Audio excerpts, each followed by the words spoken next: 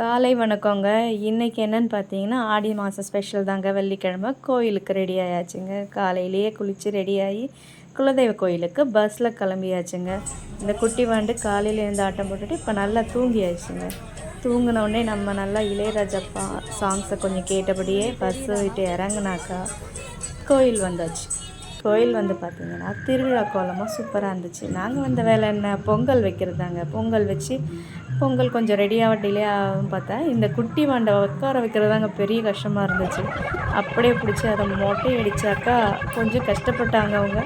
இருந்தாலும் பரவாயில்ல, கொஞ்சம் கஷ்டப்பட்டாலும் மொட்டையை கொஞ்சம் எந்த இதுவும் இல்லாமல் அடித்து கொடுத்துட்டாங்க.